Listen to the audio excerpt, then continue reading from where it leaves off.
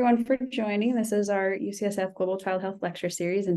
And today we have Raj Daftary, who is a pediatric emergency medicine physician and associate professor at University of California, San Francisco. He has extensive experience in global health and has done medical education, research, I think quality improvement, pretty extensive. So across the board, he's a great resource and also really fun to work with as a colleague. So with that, Raj, I'll let you take it away.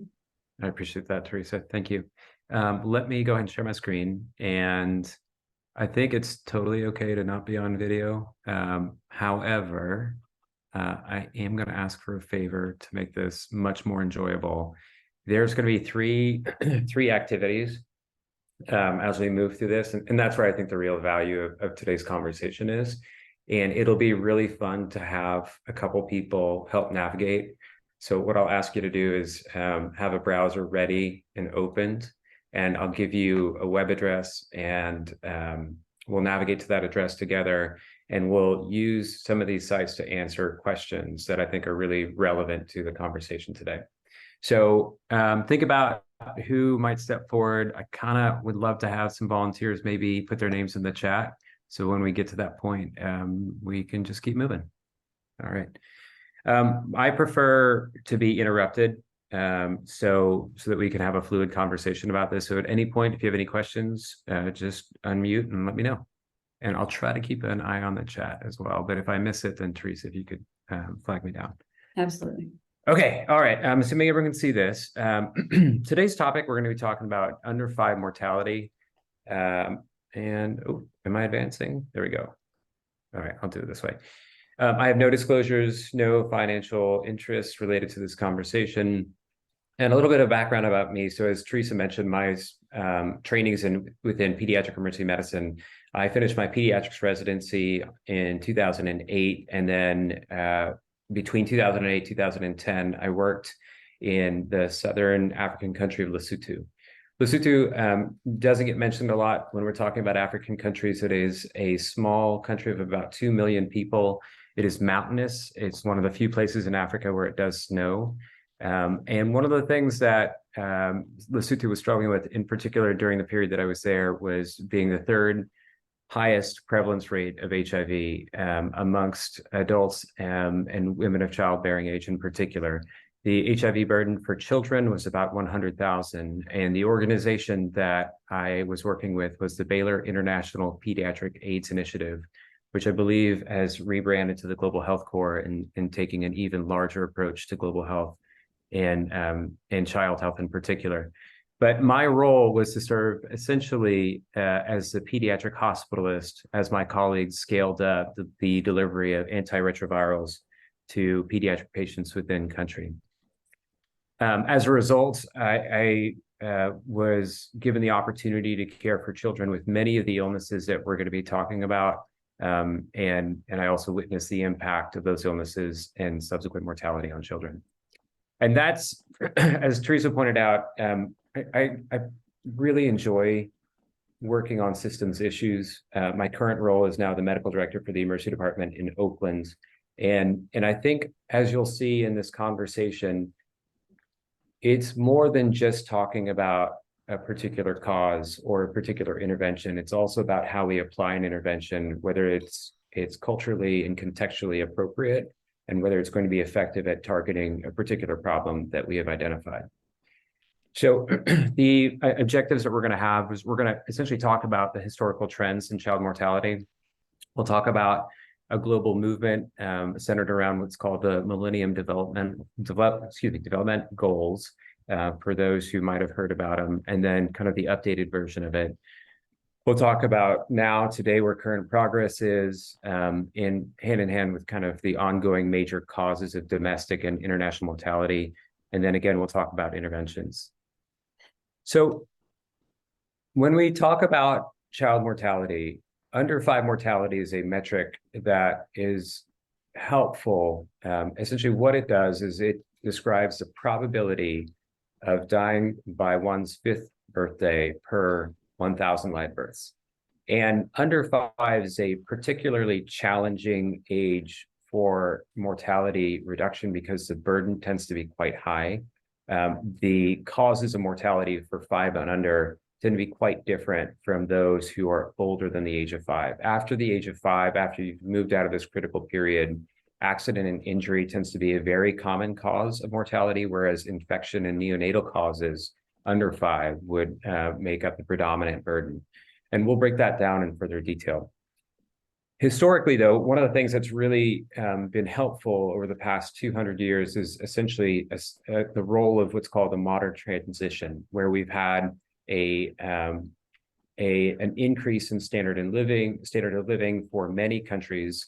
Those tend to be the ones that are the most economically advantaged, but we also have advances in science and technology, and also public health campaigns, in particular, the implementation of water and sanitation programs that have drastically reduced mortality.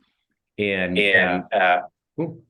think there's an echo, someone can mute themselves.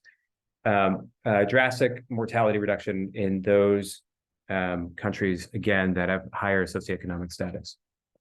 Now, as of 1960, most of the gains that had been achieved in what we will label developed countries had essentially maxed out. And the bulk of the work and the bulk of the opportunity still resided in those countries that are labeled as developing countries, or those with lower economic status. And as of 1960, the mortality rate was approximately 93 per 1,000 live births. With that, at 1990, that was the mortality rate. And what that actually equated to in absolute numbers was about 12 million annual deaths. So 12 million children under the age of 5 were dying in 1990. And again, most of that was being experienced by those countries with fewer resources. So in 1990, there was a World Summit for Children, and they set a somewhat modest goal to say, okay, we're at 93 per 1,000. Let's have a 1/3 reduction by region in those areas where there's a high burden, and let's get to an overall rate of somewhere close to 70 per 1,000. That modest goal relied on a 2.5% annual decrease, and that's what had been trending up until that point. And so they felt like it had been achievable. But unfortunately, shortly after the declaration of that goal, reduction rates slowed. And that was for a range of reasons. Some of it had to do with the implementation and the actual financial backing of some of these endeavors. But as a result of that, in 2000, the United Nations came together at the turn of the century and made a declaration that said that every individual has a right to dignity, freedom, equality, and a basic standard of living that includes freedom from hunger and violence and encourages tolerance and solidarity. So a somewhat lofty, kind of abstract statement, but an important one that the world rallied around. And specifically, there were 4 domains around health, economic, education, and environmental advancement in which particular efforts would fall into. And the one that's key to our conversation today is something called the Millennium Development Goal number 4, and that was to reduce by 2/3. So previously we're talking about a 1/3 reduction. Now we're going even further to say 2/3. And somewhat, I'm not going to use the word cheating, but one of the reasons why this was thought a feasible number is because this was with a starting point from 1990, not from 2000. So some of the work had already been done. There's already some reduction. We were about at 70 per 1,000. So this target was now saying we're going to hit 31 per 1,000. And that required, again, a reduction of 4.4%. So now, again, we're talking about going from 1.1% reduction to now 4.4. So we want to quadruple the rate of mortality reduction. And as part of this work, there was a realization that we should really put laser focus on those countries where there's a disproportionate burden. And what we know is that in low-income countries, we knew that the likelihood of death under the age of 5 was 18 times higher, 18-fold higher than if you lived in a high-income country. And we knew about 42 countries accounted for about 90% of those deaths. Those rates were highest in sub-Saharan Africa and Southeast Asia. And if you look at this, this is data from 2000, and essentially every red dot represents 5,000 deaths. And so you'll see a concentration in West Africa, but in particular in the Indian subcontinent, with some in China and Southeast Asia. Again, these are some of the target countries. So there's two ways also to look at this. And we talked about overall reduction and then also proportional reductions. And so there's two stories here. If you look on the left-hand column, you have some of the most populous countries in the world. And so those countries accounted for a very large number. But then if you look on the right side of the column, you can see very high under-5 mortality ratios. Again, this is per 1,000 live births. So in Sierra Leone, 316, or roughly 3 in 10 children were dying under the age of 5. So I always like to pause here, right? This is now 23 years ago. But can anyone sense maybe what would be a common factor in those countries on the right-hand side of the column?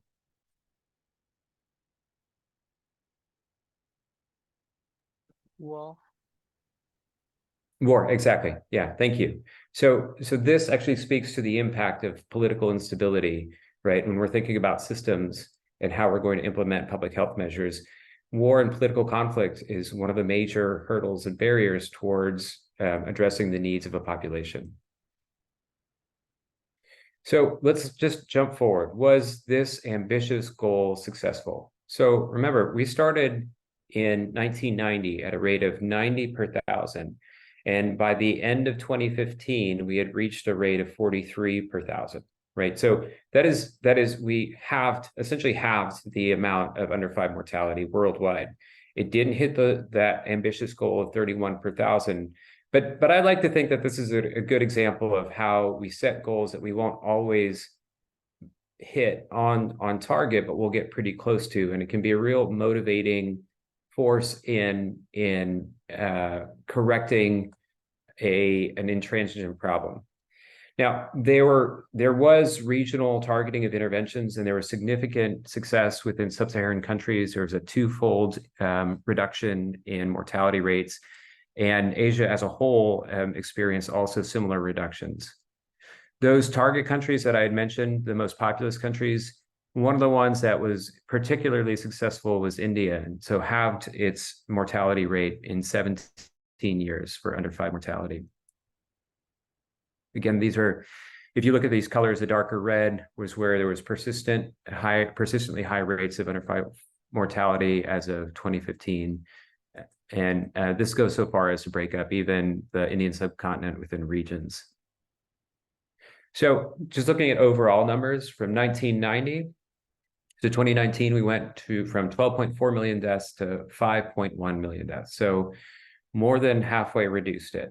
One of the particular problems we'll talk about is neonatal mortality was very difficult to reduce. And partly that's because of the system's requirements in order to improve those outcomes. We're going to jump into causes, and I think this is a nice preview. If you look between the left-hand side and the right-hand side of this graph, what it's showing you is we got from here to there, right? From a little around the high 80s to kind of the 40s. How did we get from here to there, the span of 15 years? And these green bars show you the particular disease process or causes of mortality where there was at least 30% reduction. And so that has to do with addressing mortality related to pneumonia, diarrhea, intrapartum related deaths and injury, and deaths from, measles. Some of the ones that were more difficult would be injury, for example. There wasn't quite much movement. Neonatal diarrhea, you'll see just kind of on the right side where there wasn't as much progress in those particular disease processes. So let's talk about causes of mortality now, okay? I'm going to present to you a range of data and tables that's taken from 2000 all the way up to 2015, where a lot of this literature was being turned out, especially with the idea of tracking and accountability around the Millennium Development Goals. So overall causes of mortality, you'll see just from this simple graphic, on that yellow side, 45% of under-5 deaths at that time were from those deaths that were occurring in the neonatal period. That's the first 30 days, okay? But as a whole, the ones that were making up the most causes of death were preterm related deaths, pneumonia, and interpartum related events. As we got into the 1 month to 59 months, so after the neonatal period, there was a large proportion of infectious causes. So again, pneumonia, diarrhea, and malaria as cause of death. This is one site. I'm going to throw 3 sites at you that pertain to just a graphical representation of looking at mortality. This is one of them. It's vishub.healthdata.org. If someone can remind me, I'll put something in the chat at some point in the future so you have these sites. But I think they're interesting to play with and model out. What this essentially is showing you is on the right-hand column, you have mostly infectious causes and neonatal causes of worldwide death. This is as of 2019, using 2019 data. Whereas on the left-hand side, those are non-infectious causes. So still, you can see an overall burden of where cause of death is. Between 1990 and 2019, what this slide is showing you is that the causes of death actually persisted. There wasn't a whole lot of movement around them. You have mostly communicable diseases on the upper levels and maternal and neonatal causes, and you have non-infectious causes kind of at the lower end that stayed pretty stable. So this is a slide that I think is a little bit confusing when I first looked at it. So there's essentially 2 pieces of information being presented on it. On the left-hand side of the dotted line is the absolute burden of mortality. And on the right-hand side is the overall proportion within that region of mortality. And what your y-axis is showing you is what your socio-demographic index is. And that is a composite measure that accounts for local education, income, and overall birth rates or fertility. And so we can see that those countries and those regions that are at the lower socio-demographic index had a higher proportion of infectious causes. If you look at the orange portion of this, that represents diarrheal illness, you'll see that makes up a not insignificant portion. I'd say maybe about 20% of overall deaths. As you move up, you'll see that the absolute number on the left side decreases, right? We hardly see the orange portion as we move up in the SDI on the left-hand side. And the same thing somewhat happens on the right side. You'll see that the overall absolute number of deaths related to diarrheal illness is higher at the lower SDI, but as you move up, it accounts proportionately for less overall deaths. Instead, what you see at higher SDIs is death related to injury, road injuries in particular, or other accidents.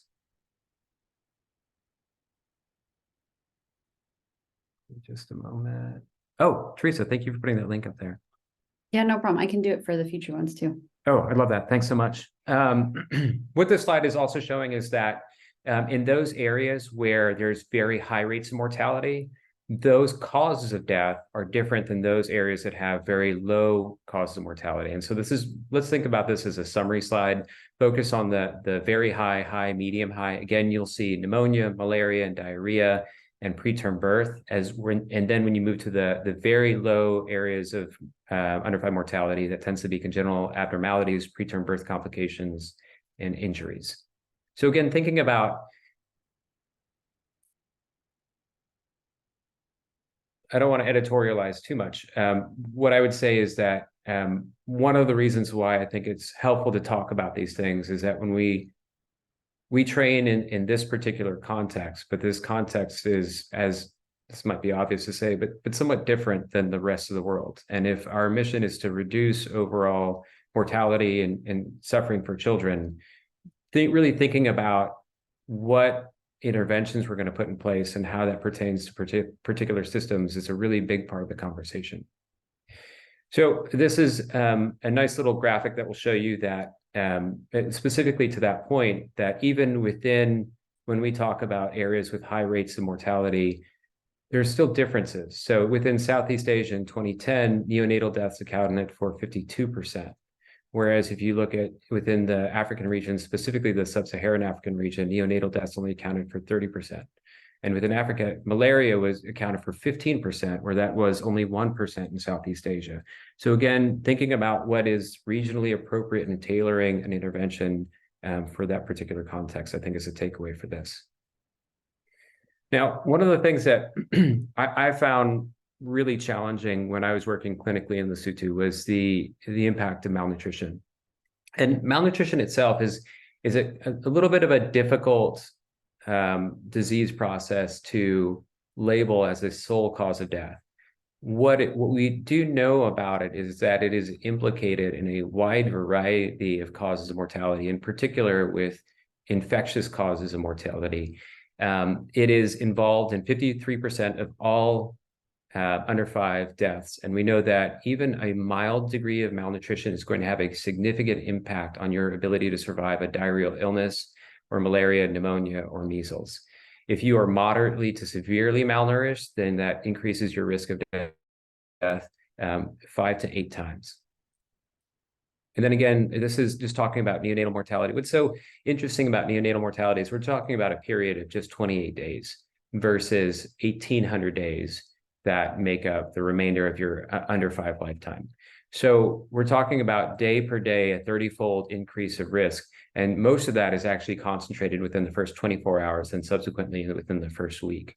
This has been an area that has been the slowest to decline, and that's partly, again, because of the systems requirements, but also because it is so intrinsically linked to maternal health. Maternal health and maternal mortality was also one of the other targets of the Millennium Development Goals and then subsequent goals. And during implementation, there was an absolute number of about 500 deaths per year of maternal mortality. And what that meant in some regions was that 1 out of every 10 women would die at some point in their life due to a complication related to birth. Within neonatal mortality itself, the major causes would be, again, preterm birth. And preterm birth actually predisposes you to stunting, to respiratory illness, to future malnutrition. And so that is almost cyclical in nature in that it's a feedback loop that has major implications and significantly reduces your likelihood of survival under the age of 5. We know, in kind of in line with that, so low birth weight is associated with prematurity. Again, that's linked to maternal health. And maternal health then becomes a target for when we're thinking about mortality reduction in children, also ramping up our interventions and supporting the health of the mother during pregnancy in particular, and even after, is going to have major impact on the health of the child. This is a graph that kind of shows, I think, just visually, again, the point that your risk of death for especially neonatal mortality is very high within that first week of life, but then tapers off as you move through that period. I had mentioned kind of talking about our own context and training. I think we do work in this context, and so I think it's important to talk about. So as of 2018, UNICEF under-5 mortality for the United States is 6.53 per 1,000 live births. And then if you look at this from the CDC in 2017, so we have under or less than 1 and then 1 to 4, you'll see that our infectious causes tend to be lower, kind of in the bottom 5 as our overall causes of death within these age groups. And it tends to be more either SIDS, congenital anomalies, unintentional injury, or malignancy. And then here's, again, that VizHub slide, and you'll see one of the things we didn't see in the prior worldwide under-5 mortality VizHub graphic was this green section, because it was such a small overall proportionate cause of under-5 mortality. But in the United States, injury in particular accounts for a high burden of disease in children under the age of 5. You'll still see a very large box for death in the neonatal period. If we were doing a comparison worldwide, this is using data from 2011.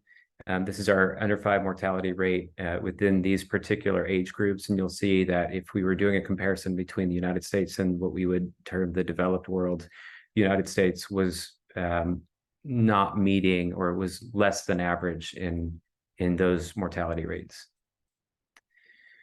So we're going to start fast forwarding to interventions. So as of 2015, we knew that there was this ambitious project to reduce reduce under-5 mortality, and the global health community had made it a priority in terms of funding and research, implementation, and support to reduce this burden.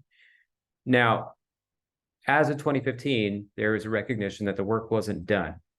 So again, with the idea of lofty goals, the Sustainable Development Goal 3.2, which is an evolution of NDG4, essentially made a declaration that said we are going to end preventable deaths of newborns and children under the age of 5 by 2030. So preventable deaths, I think, is the key here. So they're not going to get to 0, but what that equated to was that they were going to bring the mortality rate down to 25 per 1,000 live births.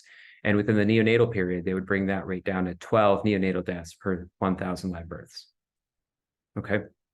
All right. I'm going to pause for a second before we move into the next section of this conversation. Any questions so far? Nothing new in the chat. Okay. Sounds good. All right. This is part 1 of our exercise. So let's talk about the way forward. All right. So I have a task force. All right. I'm going to show in just a second, I'm going to show a slide that shows major causes of mortality and then proposed interventions. And I want you to think about which causes of illness, pick one in particular, look at pneumonia, look at diarrhea, look at those 2 things, maybe even look at, I think malaria is going to be up there. Look at those 3 items and determine which do you think, what interventions will be impactful in reducing those causes of mortality. All right, so let me throw this up. We'll spend like a minute or 2 looking at it. And again, you'll see kind of on the top on your x-axis, diarrhea, pneumonia, and malaria, and then preventative interventions. And what's interesting is this is data I want to point out that is going to be taken from what was available as of 2000 or 2003. I'm going to set a timer.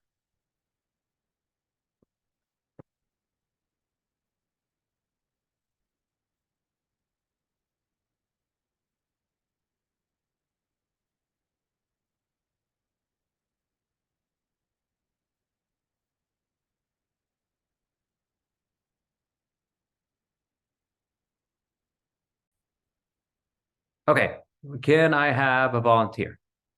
Someone who wouldn't mind unmuting themselves. You don't have to come off camera or on camera. I'm happy to volunteer. Okay, thanks for volunteering. Okay, do you want to tackle, which one do you want to tackle? Diarrhea, pneumonia, or malaria? Let's do diarrhea. Okay, cool. So you might have noticed there are preventative measures up top and then treatment interventions at the bottom. So which interventions did you think might be effective for reducing incidence or mortality from diarrhea? Breastfeeding. Okay. If you're mixing formula, then you're using water, which is probably more likely to be contaminated. I don't know what complementary feeding is, but anything that involves staying hydrated. So plus or minus that one. Water, sanitation, and hygiene, definitely high up on the list. I was thinking about like zinc, vitamin A. I don't feel like those are directly related, but I do think that with diarrhea, you're worrying about a loss of electrolytes. So those probably wouldn't hurt, but I don't think that those are necessarily the first thing that I think about. And then going down the list, I didn't see anything else that I felt like was particularly relevant. That was great.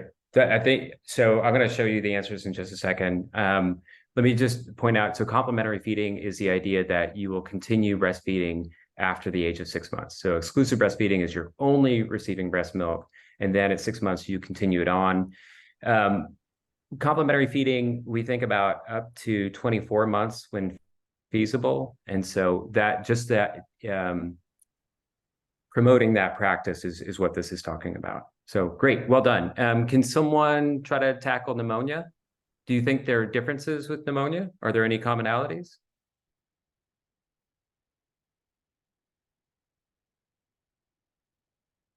Great volunteer needed. I'm happy to volunteer. Okay, thanks. Okay, let me make this a little bit bigger here. So for pneumonia, I'm not sure if breastfeeding has a significant impact on pneumonia. I think less significant in the case of diarrhea. I don't think insecticide treated materials would have an effect. Not similarly with complementary feeding, doesn't feel as relevant here. Maybe hygiene, but less so water. Hygiene and sanitation, perhaps. Hip vaccine feels relevant here. Zinc and vitamin A, just from like nutrition standpoint, but less directly correlated. Antinatal steroids, I think more in terms of like the neonatal and like preemie lung development, but less so pneumonia for older kids. Tetanus toxoid, not super relevant here.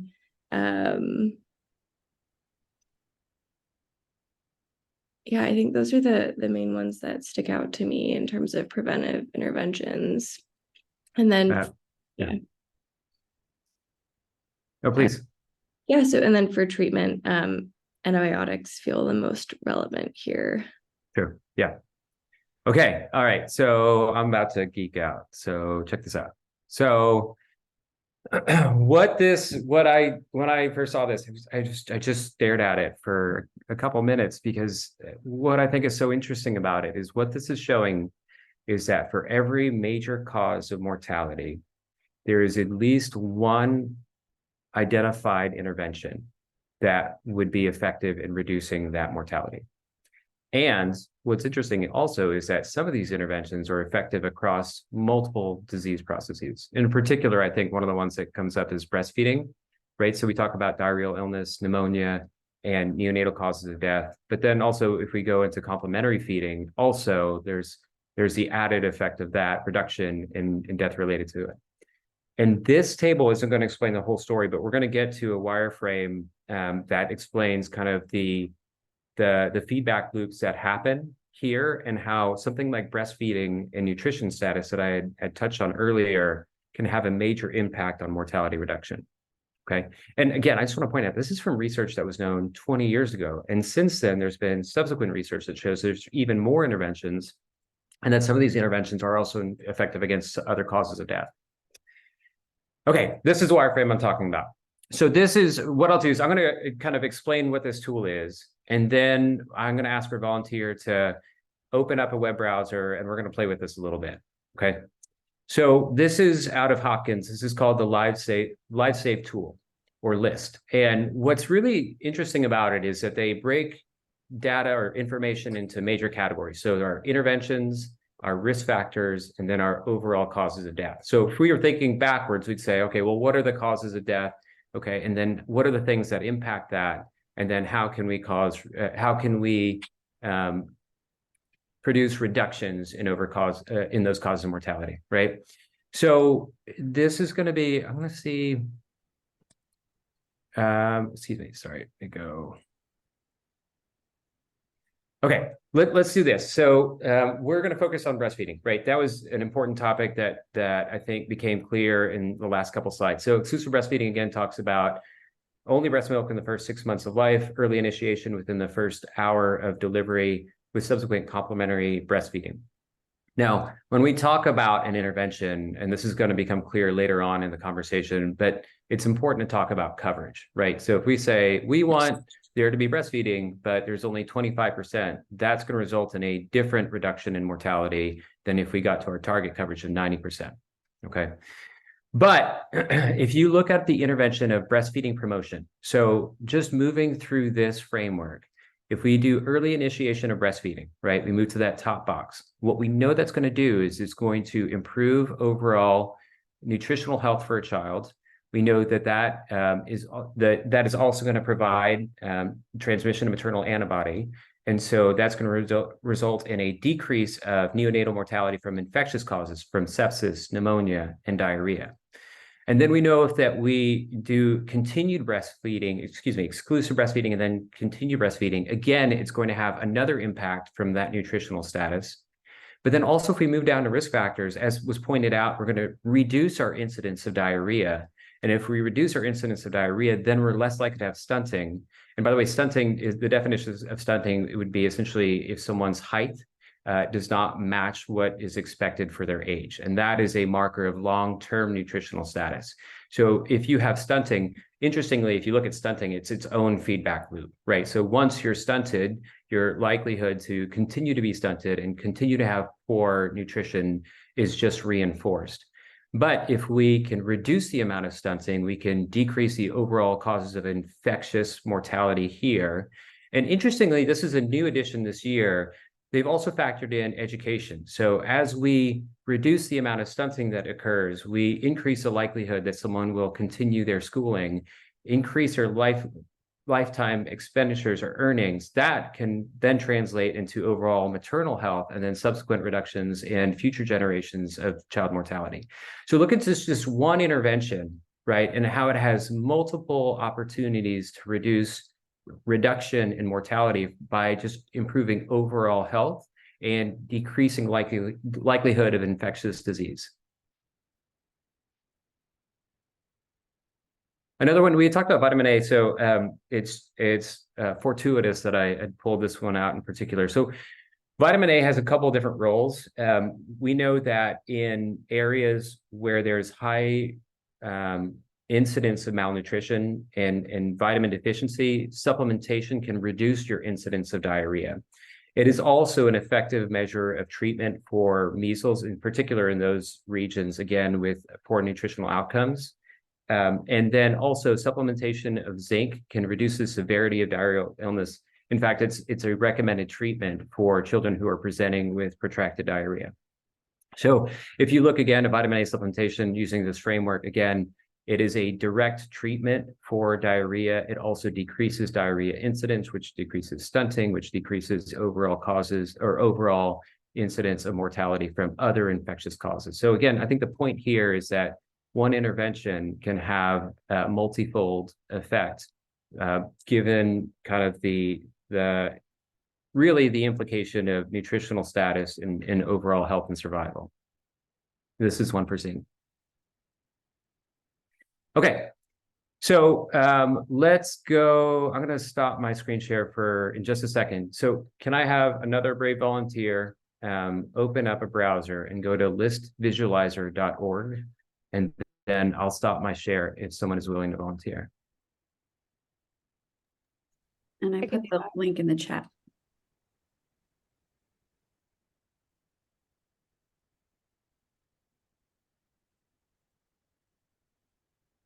I can do that. I have it opened up. Thank you.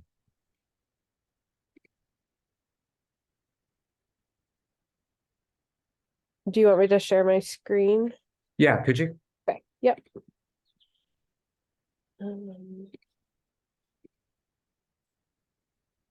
Okay, great.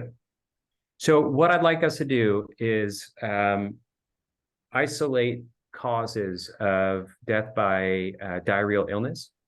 So if you could, what you're going to do is you're going to, on the right-hand side where you see causes of death, I'd like you to click on causes of child mortality 1 through 59 months. There you go, up.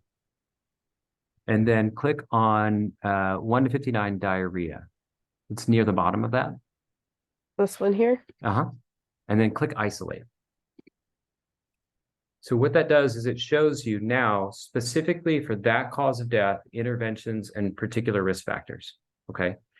So now let's pick one of the most common interventions that we implement during acute diarrhea is rehydration, and in particular oral rehydration. Okay. So do you see ORS on it's the second box from the top on the left-hand column? Got it. So that's oral rehydration solution. So instead of clicking on that, what I'd actually like you to do is on that line that's right next to it. Can you click on that line for me? Excellent. Okay. So this is where this tool is just so fascinating. So what it will show you is the efficacy of this particular intervention on reducing overall mortality. It will tell you in certain cases what the affected fraction is in terms of the number of diarrheal illnesses that are susceptible to treatment by ORS. And then it will give you your sources where this data is coming from. And they update this regularly, right? So as new research comes out, this is a place that you can come to as a starting point for looking at particular interventions of interest, okay? And Let's, what is that number for efficacy? oh, so that's your, gosh, it's not risk ratio, but that would essentially, what it's saying is that it is 93% effective. That's how you would interpret that number in reducing mortality by diarrhea. Gotcha. Okay, there's one more intervention I wanted us to look at. Yeah, let's do zinc supplementation. This one here. Yeah, and then can you, On the line. yeah, or actually I picked a different one, but that's great. So zinc supplement or treatment, so during an acute illness, it's 0.23, but if you close that and zinc supplementation, sure. yeah, and then that bar, that's the one right there. If you click on that line, perfect. So 50% effective, right, as a preventative measure in reducing overall mortality from diarrhea. And those are the links. Excellent. Thank you for volunteering for that. Any Sure. questions about that? The way you interpret the efficacy number is the 0.93 or the 0.5 better? 0.93 is better. The closer you get to the 1, the better.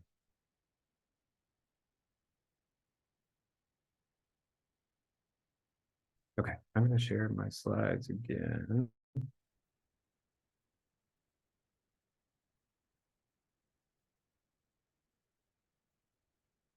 Okay, all right, so we're back. So basically, this is what we just did, and these are the numbers that we came up with. So again, this is a great tool if you have some time later on today just to play with it and find areas that might be surprising in terms of how effective particular interventions could be. Really focus on those that affect stunting and nutrition and look at the multifold effect that it has on reducing overall causes of mortality. Now, I'd mentioned this, and I think this is really important. I have an interest in, again, thinking about systems, and I had a conversation with George Rutherford, who I saw on the call for a second, so I was going to call him out, but who really kind of helped me find a term that helped me understand the idea of implementation sciences. So we have teams of people who work on finding solutions, and then we have teams of people who put those solutions into play and determine what are the barriers in particular for getting those off the ground. So this is now a conversation about coverage. So in 2000, breastfeeding, we had coverage rates of 6 to 11 months of about 90%, but that I would term as complementary feeding. That was an early exclusive breastfeeding, right? We also had some pretty good coverage of the measles vaccine and vitamin A, but we had pretty low coverage of the Haemophilus vaccine, the Hib vaccine that had just come out and become available worldwide.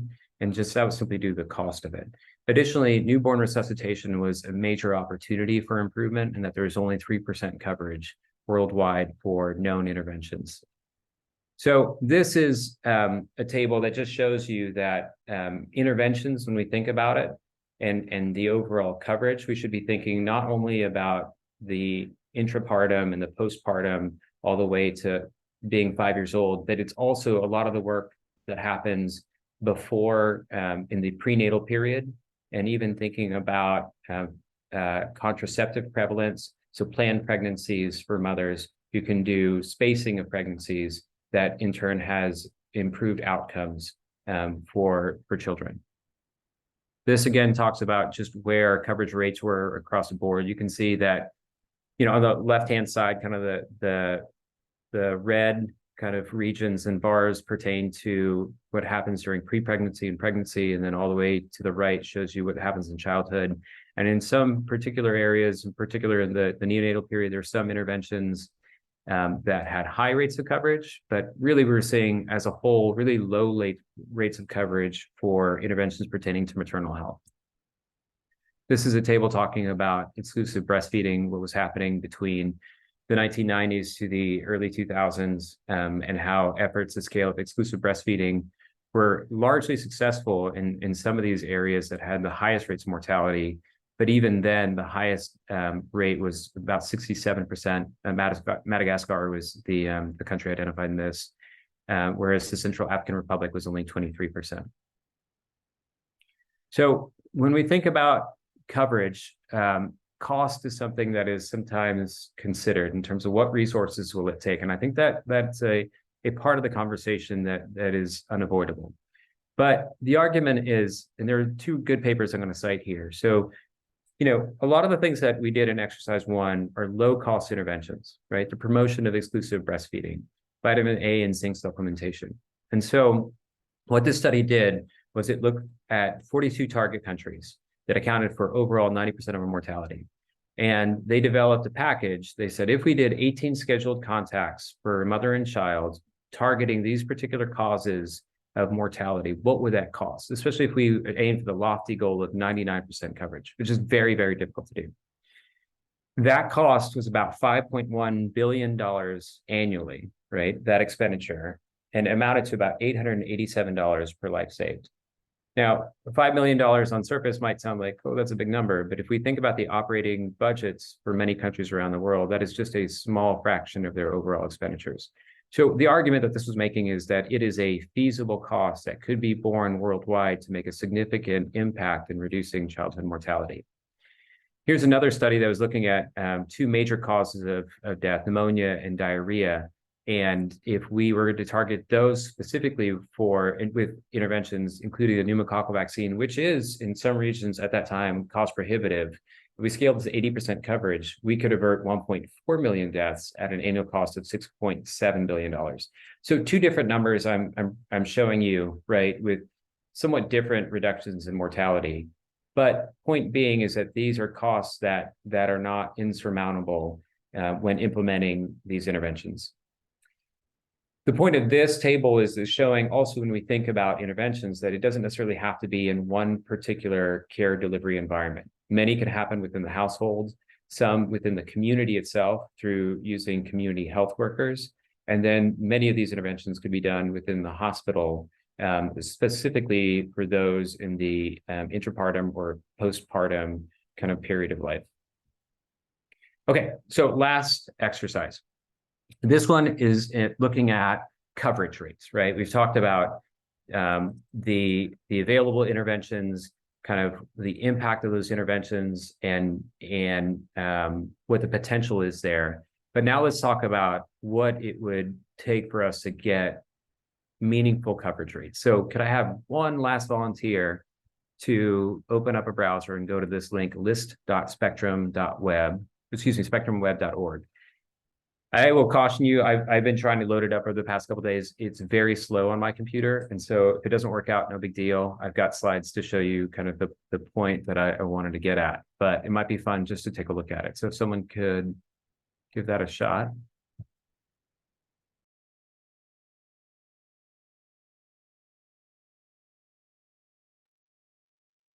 Mine loaded. Do you want me to share screen? Oh, that'd be great. Yeah. It's the whole thing. I'll show you what I have. Yeah. Now, let me stop my share. Yep. Is this the right place? Yeah. And then go to explore. Actually, let's go straight to missed opportunities. So at the header near the top left. Oh, yeah. And where you're going is great. Let's focus on India, just because it's such a populous country. Does it show up?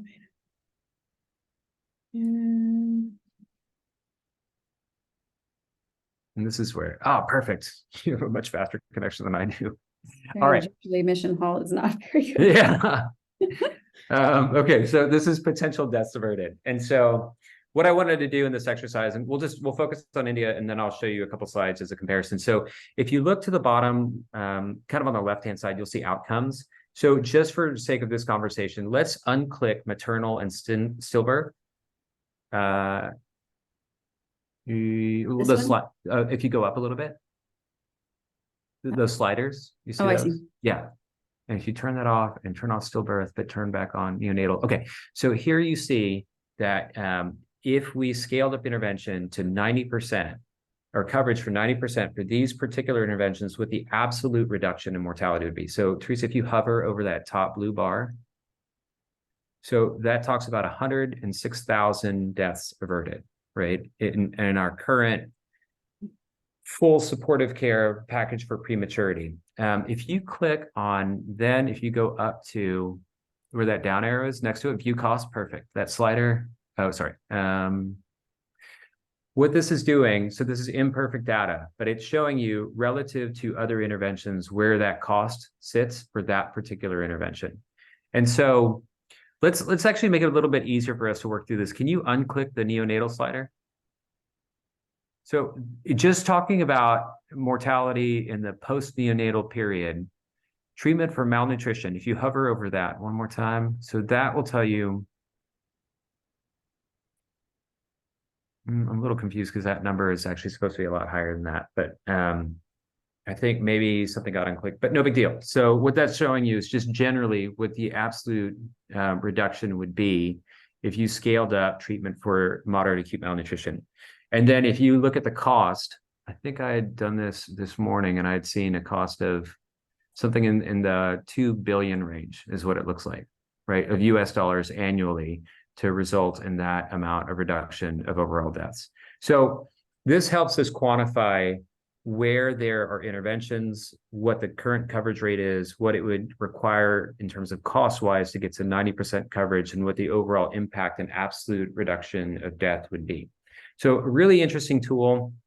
I'm gonna, let me have you stop share for a second, and I'll reshare, and I'll just take you through what I had preloaded for the sake of this conversation.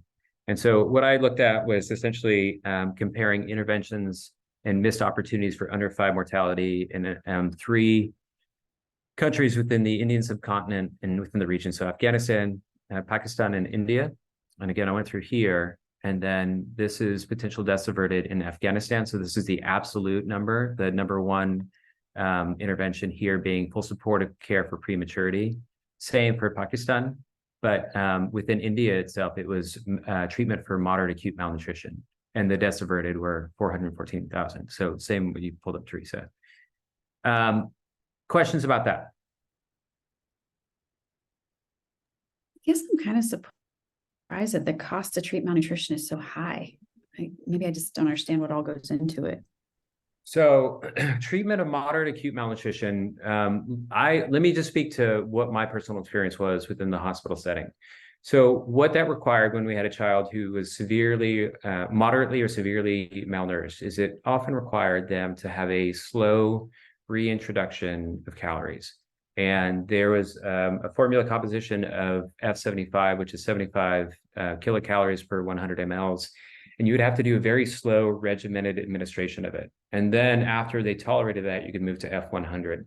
And what was challenging about that is when children who are chronically malnourished, there's a very sensitive fluid balance that needs to be addressed. And they are quite susceptible to fluid changes and electrolyte derangement from what's termed refeeding syndrome. So you could treat a child on the hospital ward for a week at a time and see significant improvement, and then you could transition them. And during that time, they may subsequently develop an infection because they were in that hospital setting, or they could then have an electrolyte derangement that was unrecognized and still end up dying within the hospital ward in spite of doing this very specific regimen. There continues to be a move to address malnutrition in the non-hospital setting using supplements such as plum peanut, essentially like a peanut-based shelf-stable item. But it's a procurement of it, and then it's the distribution of it. And remember, malnutrition isn't just a one-time intervention. It is an ongoing intervention that sometimes can take weeks in order to correct.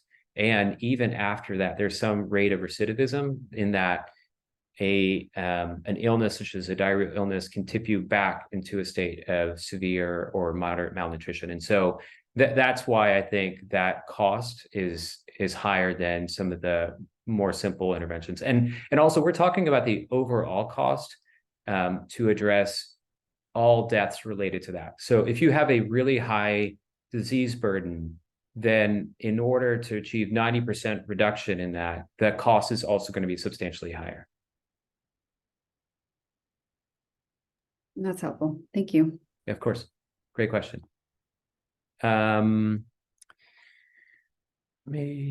This kind of goes after the point that, again, I'd like to show historical perspective. Back in 2003, when there was a conversation around the Millennium Development Goals, in an ideal world, if they hit 99% coverage, there was an estimate that they would reduce deaths by 6.3, and that they would have achieved the development goal.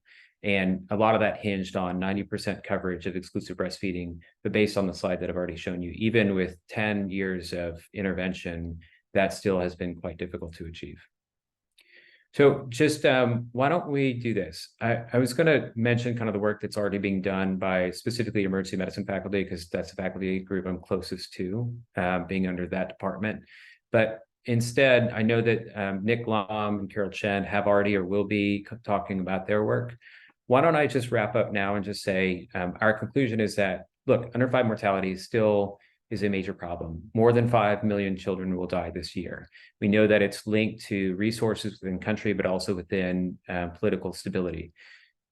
Interventions are important, but part of that conversation should be coverage and what specifically are barriers for coverage and how can we address that. The future threats will largely, and opportunities, deal with really focusing on the prepartum period and maternal health, and then robust support in the neonatal period. The cost of some of these interventions are going to be different than others. And we also are dealing with a changing world in terms of civil unrest and food and water insecurity, and of course, climate change. So with that, I want to say thanks. Thanks for being engaged, for the questions, and for the volunteers. Any particular questions? And also I'm open to questions about career path, that I can spend a couple minutes talking about that as well.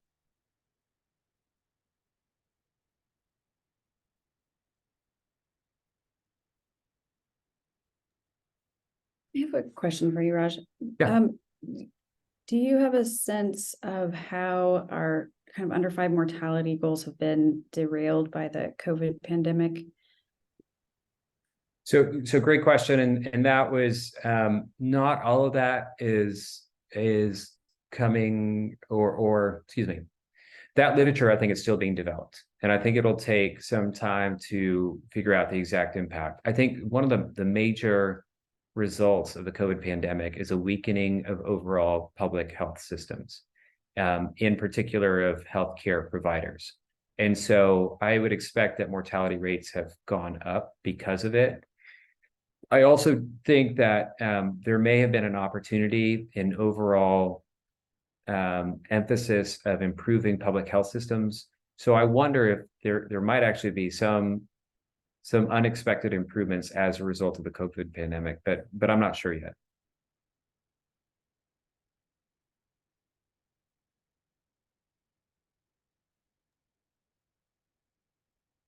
Other questions from people, feel free to come off mute, put it in the chat, and we'll also put a link to the survey for this session. If you don't mind just taking a couple of minutes, it's really short, honestly, it's like 3 questions, and we do appreciate your feedback.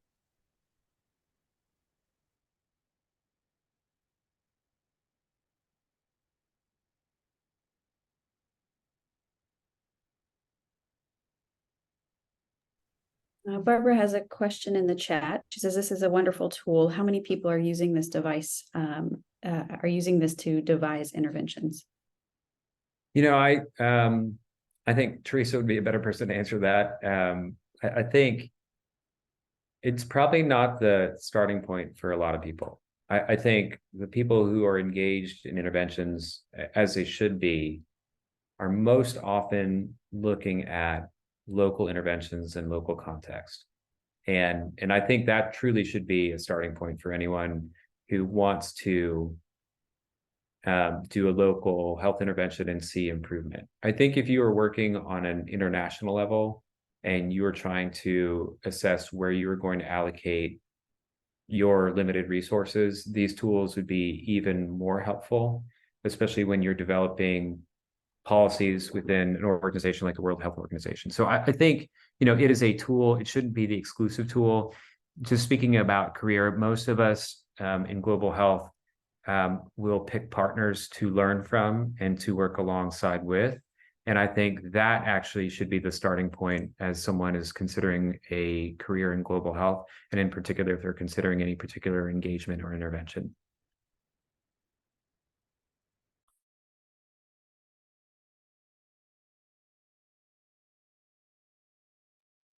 Christina, I see you turned your camera on. Do you have a question? Okay.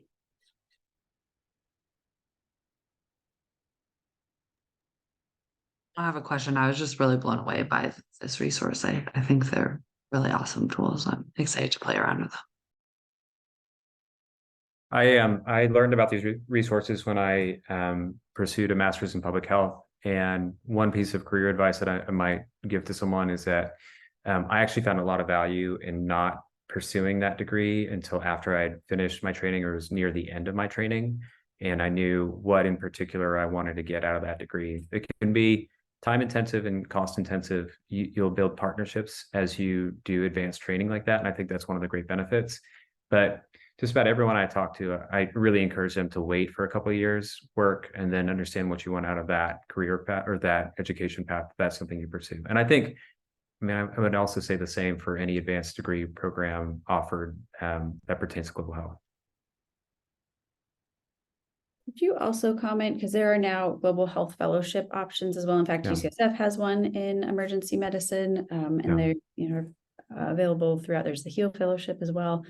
And for you, you spent the year living in Lesotho, and I don't know if you had considered doing fellowships and chose to do one experience or the other, and if you could speak to kind of that decision-making process and the value. Yeah, I was really struggling with the idea because by the time I had come back from fellowship, it was almost 2 years that I had completed. And I felt like, look, I had gotten the clinical experience that I felt would be informative in pursuing a global health career.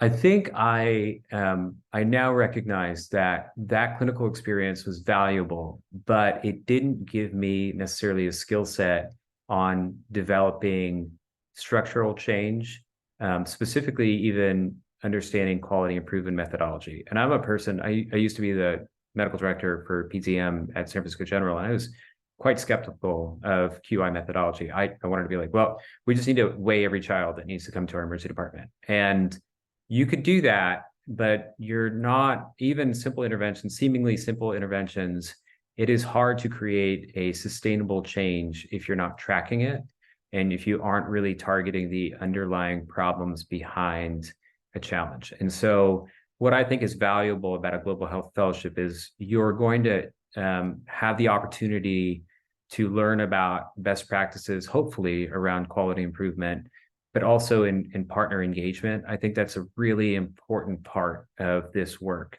And I would also say that you should be a person should be pretty clear on what their goals are in doing a global health fellowship.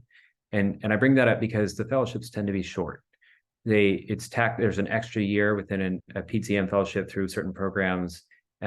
Within our own fellowship, HEAL it's 2 years, but in some instances it's 1 year.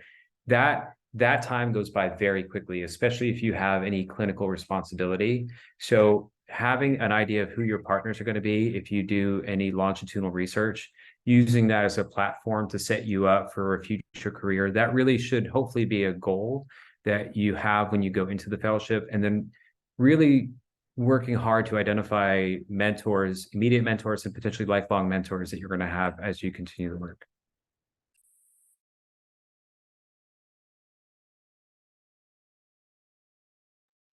That's great. Thank you.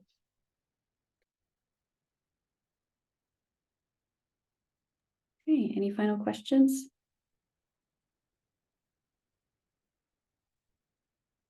Okay. Thank you so much, Raj. Really appreciate your time. And this is such an interactive and interesting and updated every year. There's like new information. So I really appreciate you coming to speak to us, and hopefully see you soon. Sounds good. Thank you, Teresa. Good to see you all. Okay. Bye. Bye.